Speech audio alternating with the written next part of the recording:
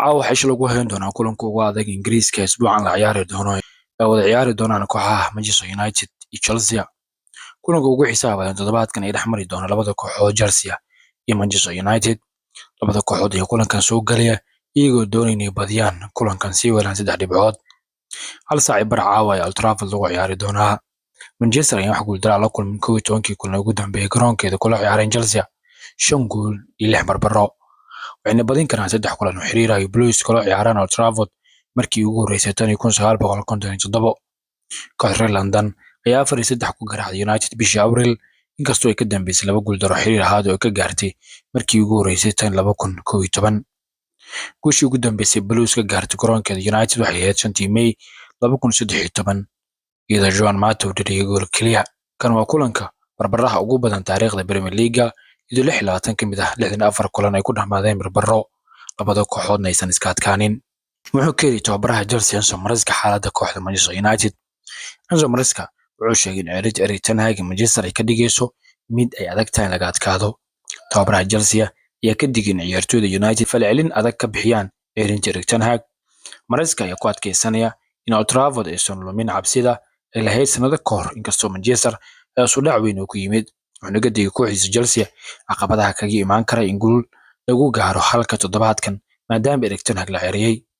Maresca kooxdiisa ayaa ku jirta kaalmaha ugu sareeya horyaalka kuwa booqanaya Old Trafford isagoo raadinaya inuu sii wado bilowga wanaagsan ee xilli ciyaareedkan iyadoo kaliya laga badiyay ciyaarihii City Liverpool.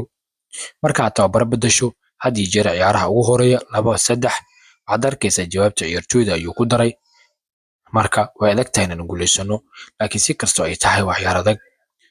Chelsea kuma guuleysan kulan Premier League oo ka dhacay Old Trafford ka badan 10 sano tan iyo gool yabara 2013 xilli Sir Alex Ferguson kooxda tababarka ahaa.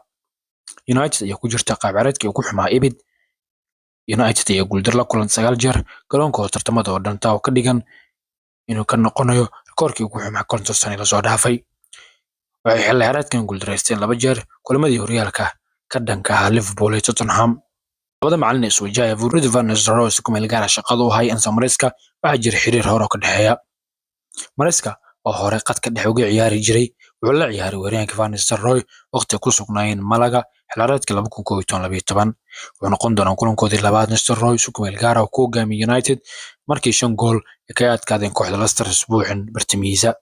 Amorim ayaa ku biiri doona United 12 November. waxaan siin doonaa Van Nistelrooy soo dhaweyn weyn ka hor ciyaarta. Maresca ayaa sida u sheegay saxafiyiinta waxaan filaynaa inaan ciyaarno kulan adag waa nin fantastic ah oo xirfad badan.